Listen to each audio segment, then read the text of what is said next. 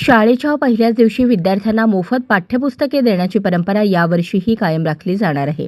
त्यासाठीची तयारी बालभारती व शालेय शिक्षण विभागाने केली आहे. 31 मेपर्यंत शाळा स्तरावर पुस्तक पुरवण्याचे नियोजनही आखले आहे. इयत्ता पहिलीच्या विद्यार्थ्यांचा अभ्यासक्रम बदलणार असून तो CBSEच्या धर्तीवर तयार करण्यात आला आहे. त्यात चित्रांमधून विद्यार्थ्यांना अधिकाधिक माहिती देण्याचा प्रयत्न आहे. मुलांची आवड लक्षात घेऊन अभ्यासक्रमांची रचना करण्यात आली आहे. जिल्ह्यातील 1ली ते 8वीच्या सर्व सरकारी, स्थानिक स्वराज्य संस्था, खाजगी, अनुदानित अशा जिल्हा परिषदेच्या सर्वच शाळांमधील 1ली ते 8वीच्या विद्यार्थ्यांना समग्र शिक्षा अभियानांतर्गत मोफत पाठ्यपुस्तके दिली जातात. जिल्ह्यातील मराठी, उर्दू, कन्नड माध्यमांच्या पाठ्यपुस्तकांचा समावेश आहे. त्यासाठी पुण्याच्या बालभारतीकडून पुस्तके मिळणार आहेत. तालुका व केंद्र स्तरावर उतरवून घेण्याचे आणि ती शाळांपर्यंत पोहोचवण्याची तयारी शिक्षण विभागाने केली आहे. दुसरीकडे विद्यार्थ्यांच्या गणवेशाचा निर्णय शाळा व्यवस्थापन समिती स्तरावर होणार आहे. त्यामुळे विद्यार्थ्यांना शाळेच्या पहिल्याच दिवशी गणवेश देखील मिळणार आहे.